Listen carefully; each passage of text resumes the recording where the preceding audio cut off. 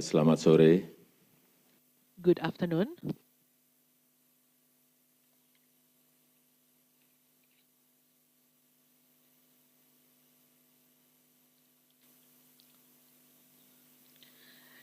The Indonesia G20 presidency has successfully produced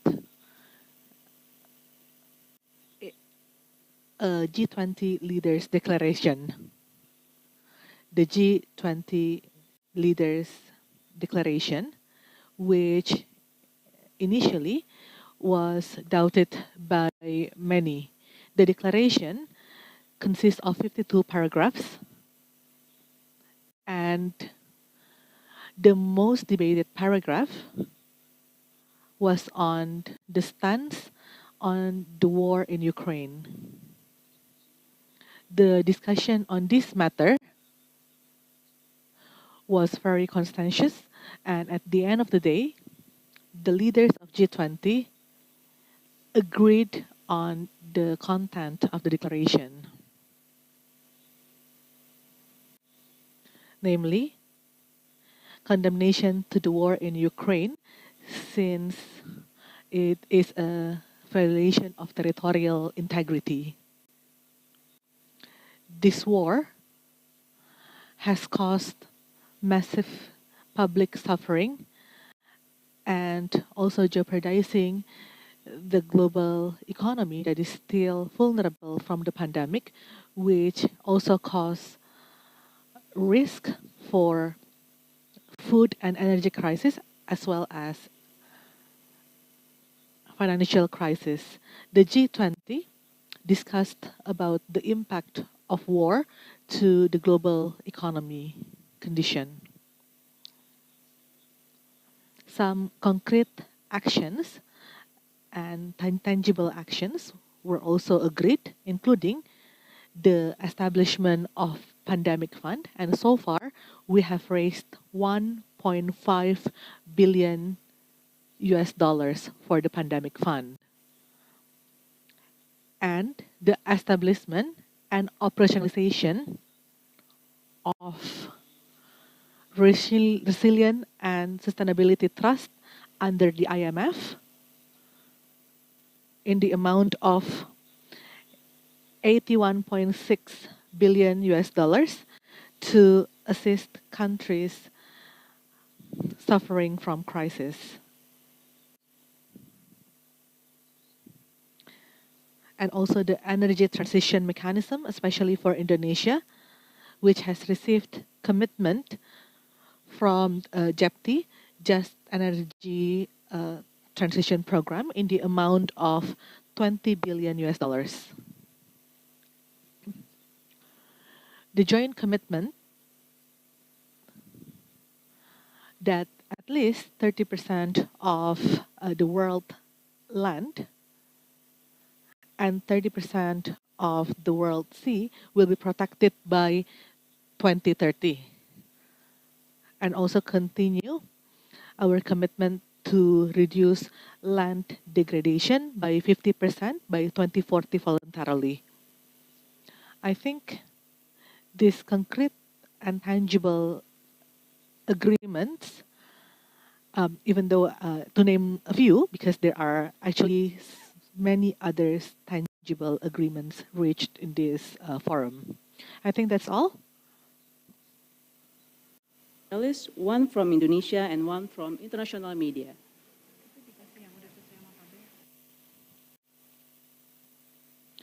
Please, Indonesia first. Indonesian journalist first.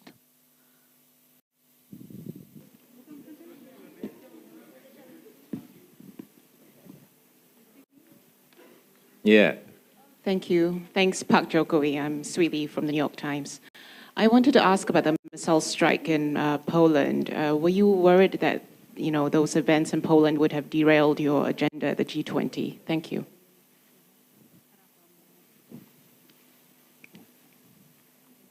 First, I regret the incident in Poland.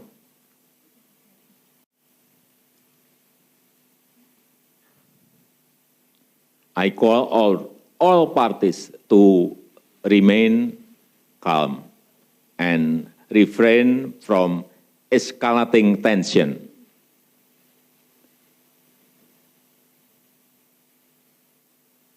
I always state that war will only bring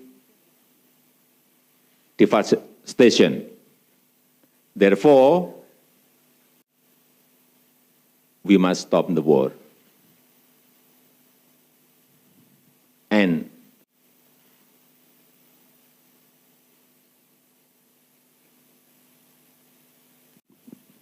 President Biden himself has already said that the missile is unlikely coming from Russia.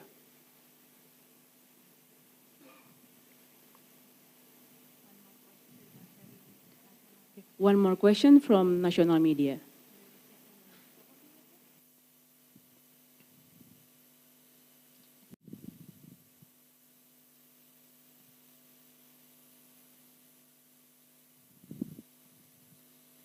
Thank you, Mr. President. My name is Dipo from Kompas TV. First of all, I would like to congratulate you because this summit has been successfully concluded amidst the increasing geopolitical tension. You mentioned earlier that this declaration is called Bali Leaders Declaration. This is actually the first declaration that has been agreed since February 2022. We have received the draft, and if I recall correctly, the last communique was issued in February 2022. Do you think that Bali Leaders Declaration was really agreed by all leaders attending the G20 summit, including Russia? Did Russia also agree on this? And maybe you can also explain. I think the title is not important. We can call it communique, we can call it statement or declaration, but maybe you can explain whether this declaration is the same with joint communique. So the most debated paragraph is only one paragraph, which is our stance on the war in Ukraine. Until late midnight yesterday, we discussed about this, and at the end, the Bali Leaders Declaration was agreed unanimously in consensus. We agreed that the war has negative impact to the global economy, more or less like that. And the global economic recovery will also not be achieved without any peace. Therefore, in my opening remarks, I called for the end of this war.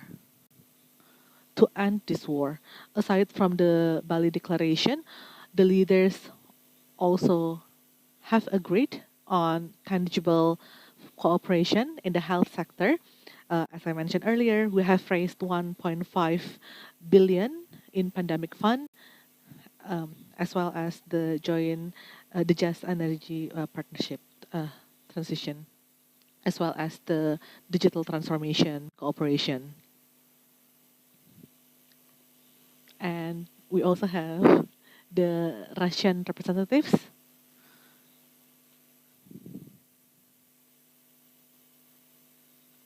attended the summit at that time.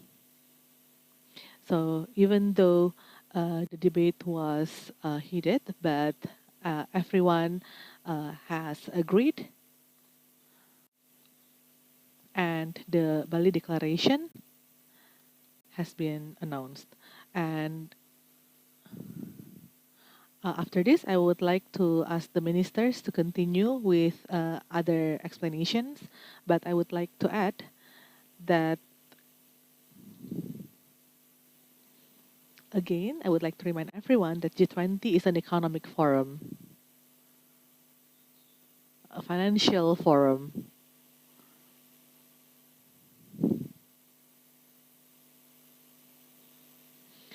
a development forum. It is not a political forum.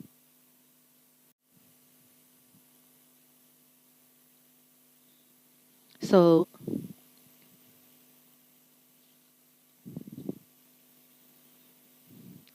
please do not try to sway the issue to political issues. Conference room. Thank you.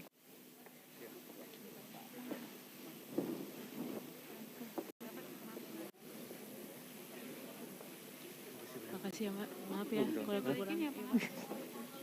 Iya, bentar aja. Iya. Berapa pertanyaan aja, Bu? Ibu mau berapa pertanyaan? 5 pertanyaan? 3 pertanyaan?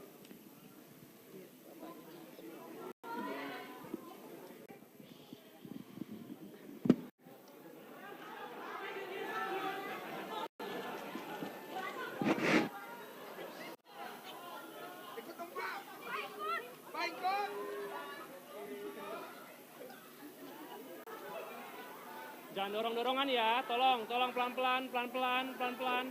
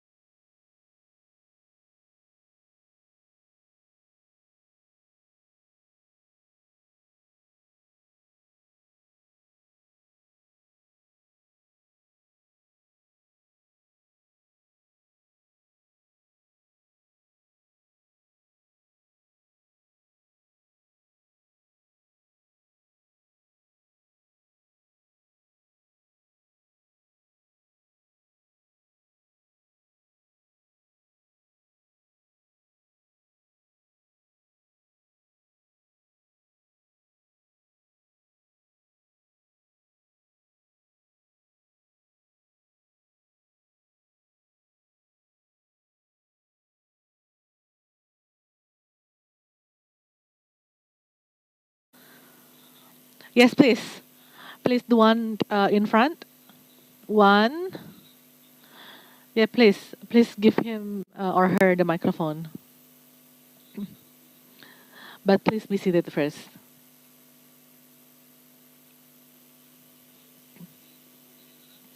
What is your media outlet, ma'am?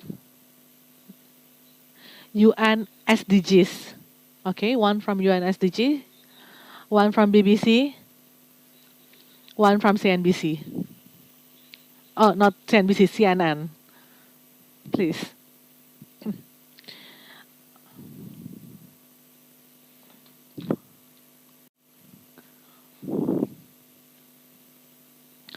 Thank you, Minister Erlangga, Minister Sri, Minister Ratno. My name is I am from UN SDG 28494. I would like to report the potential violation of Nagoya Protocol by Japan, while the leaders of the national institutions has retired. Only questions related to G20, not the Nagoya Protocol on fair distribution and utilization of bio. This is the question directed to Ibu Ratno Marsudi. President Jokowi mentioned that the most debated point was on the war between Russia and Ukraine. The question is, is Indonesia is among the members that condemned the war in Ukraine. The president has explained that the result is a declaration or a communique, which means that all members, including Indonesia, have agreed on this declaration, because if there is any country that does not agree, then the form of the outcome document will be different.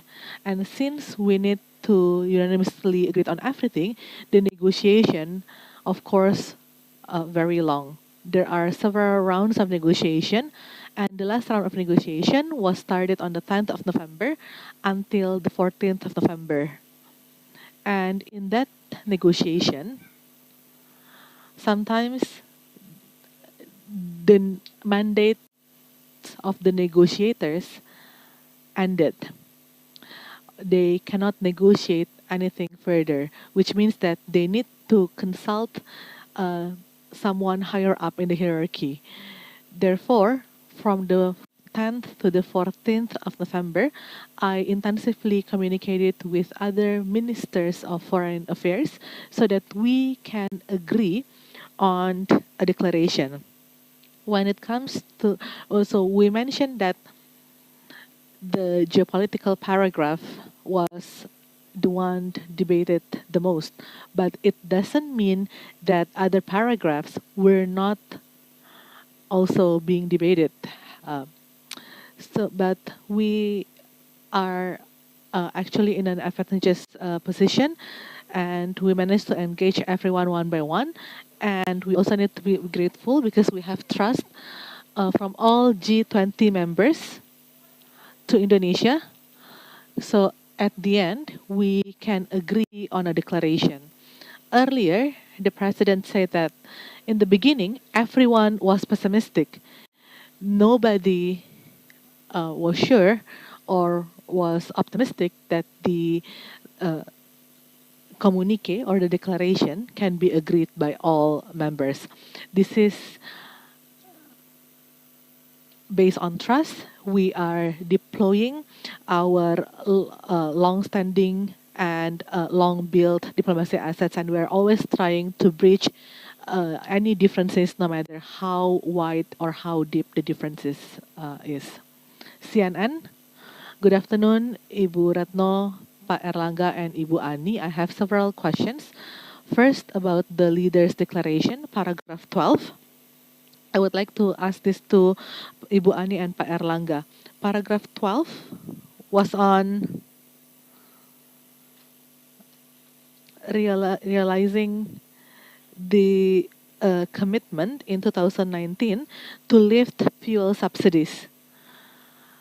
I would like to ask whether this is in line with Indonesia's commitment to transition to green energy.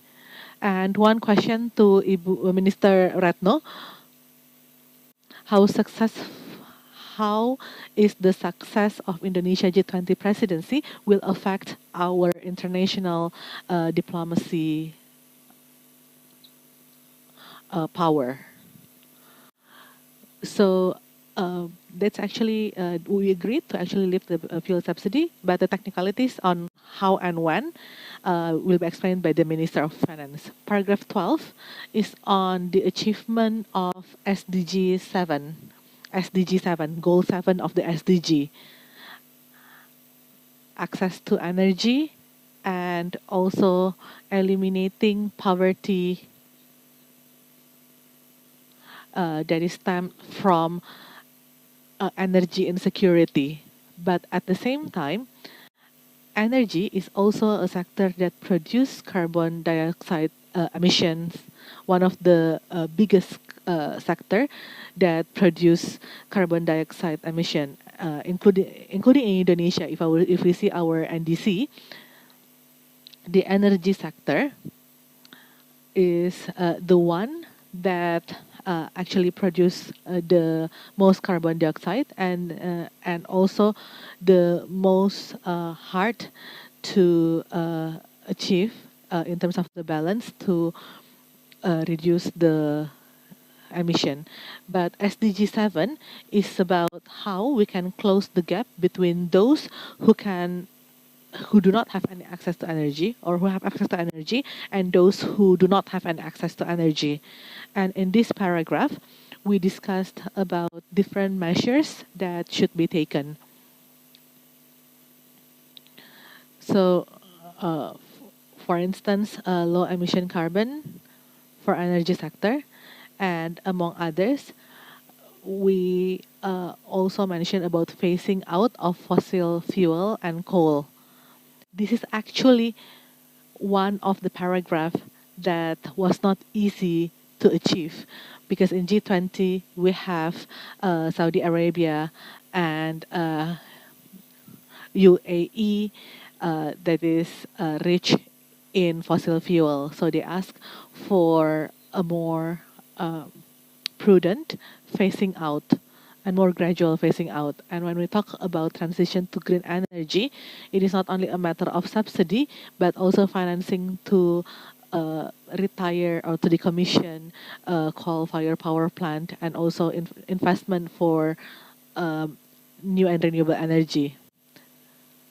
So if we see, starting from 2009 in Pittsburgh, when the G20 was initiated, they have already mentioned about phasing out and rationalizing untargeted subsidies and how we can increase access of energies, especially for the poor and marginalized, and also reducing emission from the energy sector. So that's actually something that we always have to balance. And for G20, as mentioned by the President, for energy transition mechanism, Indonesia received very strong support. We have designed the phasing out of coal sector. We received 500 million funding from Climate Investment Fund and also from Just Energy Transition Partnership Program.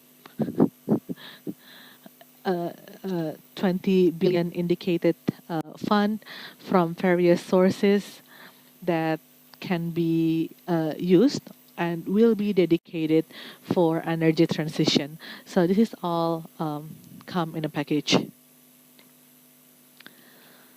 Madam Foreign Minister. So in this energy transition program, the US government also launched PGII, Partnership for Global Infrastructure. And one of them is to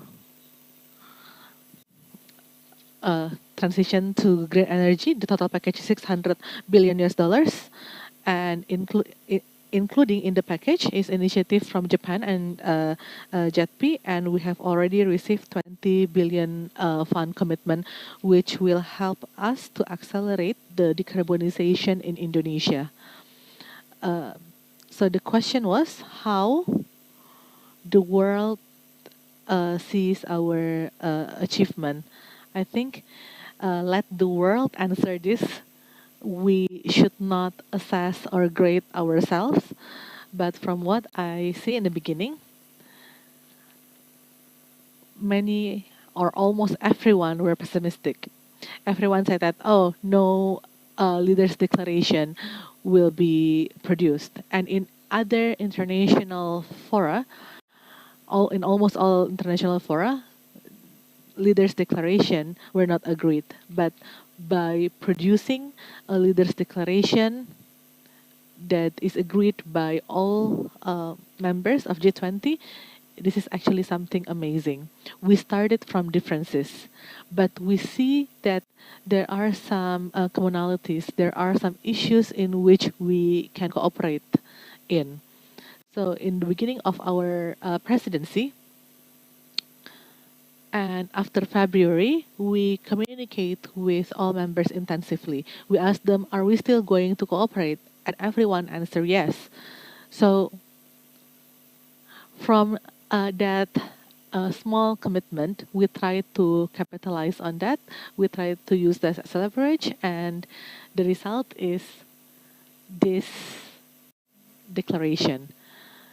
The presidency is about negotiation, and the most important factor here is trust. And we have the trust from all members. Two more questions.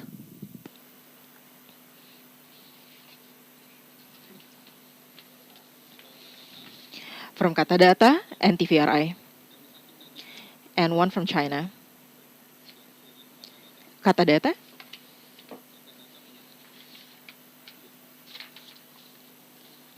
Good afternoon, ladies and gentlemen. I have few questions. Number one is for Miss Retno. Indonesia is doing free and active political stance, and because one of the point of declaration is condemning the war in Ukraine, you are leaning to one side. Am I wrong? And second, for Mrs. Retno as well, point number 33 on declaration. We have SDR, and it will be continued by India. How can we get to 100 million out of the 81 million right now, and where do the commitments come from? There are many parties seeing that free and active are neutral. I think free and active means that we are free to determine the position, opinion, and actively contributing to achieve peace globally. And we are known in our foreign policies to implement principle-based policies as contained in UN Charter. And you can see the consistencies in implementing this. When we are talking about territorial integrity, very clear, consistently. Terkait dengan SD. On SDR, essentially, paragraph 33 on number one, the ability of multilateral institutions to respond, the need for countries due to pandemic. After pandemic, there are a lot of countries implementing fiscal space, monetary space, and we have energy and food crisis, and many are not sustainable. IMF, in this case, offered a mechanism, 81.6, in which voluntarily the member of IMF can lend their SDR and contributed to become the source of other countries needing that funding. And 81.6 billion is from IMF countries, especially in the special drawing route, is equivalent to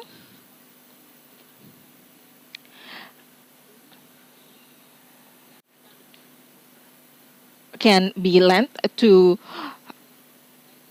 to be utilized by poor countries. I do not have the list of the full countries, but this is something that the countries who are certain that they are not going to utilize their SDR in the near future. If I may add a little or strengthen what our Ministry of Foreign Affairs has reiterated, Ministry of Finance have 7 times or the highest frequency of meetings, and this is we have communique in February by the Ministry of. That's the only communique before the war in Ukraine, and after that, we are unable to produce communique. We only have chair summary, but this to illustrate the differences, the condition before and after the war happened, as iterated before by the Ministry of Foreign Affairs and our president. And until last week, we still have a joint finance and health meeting. So we have 8 times meetings in total, and still in a ministerial meeting. And on the paragraph on the war, we did not have an agreement. Therefore, we only had an agreement on leaders level. What does it mean? It means that during the process of negotiations that take months, the members of G20 fully respect Indonesia's position, that continuously try to bridge the differences, and we are not trying to isolate other countries and continue to create momentum for cooperation. And that is one of the factors under the leadership of President Joko Widodo is very clear that we have the respect and trust. Lastly, from China, because we have limited time. I'm from China Central Television, the Chinese media group. Thank you so much for this chance. I would like to know, because Chinese President Xi had 2 important speeches during the G20 summit, which he explained the 3 points of his global development initiative, and he also proposed the digital Silk Road this afternoon. So how do you comment on this issue, and what do you think this can benefit to the whole world? Thank you. I think the digitalization we appreciate because that is in line with Indonesia focus on transformation of digital. And I think that's also in line with Indonesia chairmanship on ASEAN, that we target to make this detail of economic framework within a digital economic framework within an ASEAN. So I will sign an MOU with President China right now. So if you allow me to leave this room, the more faster I sign the MOU with your Minister of Commerce. Saya rasa karena sudah terbatas. Due to the time limitation, last question from TVRI. Silakan, mungkin langsung dari Ibu. Jadi selain deklarasi yang kita Aside from the declaration, if you see the document, it has some annexes, especially Annex B. Annex B is G20 actions for strong and inclusive recovery. This is a list of cooperation projects. And maybe you ask why we have that kind of annex. This is actually to fulfill the Indonesia's G20 pledge that we want to bring G20 closer to concrete cooperation. So there are 361 cooperations in that annex. And during the presidency, I am looking at the Minister of Health, that's why I call it pandemics.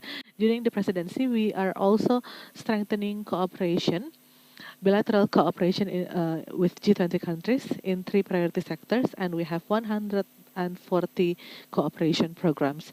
So aside from the Bali Leaders Declaration itself, there are other achievements, including tangible results.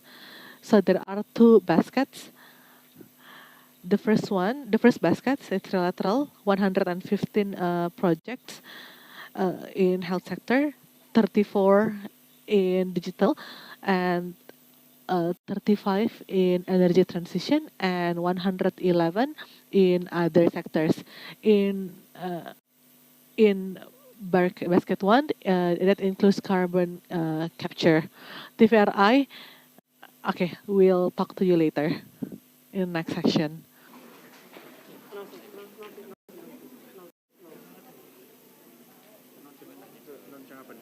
Keluar. Ya semua. Nanti orang Prancis ya. Nanti orang Prancis ya. Orang Prancisnya akan. Tinggalkan aja ruangan.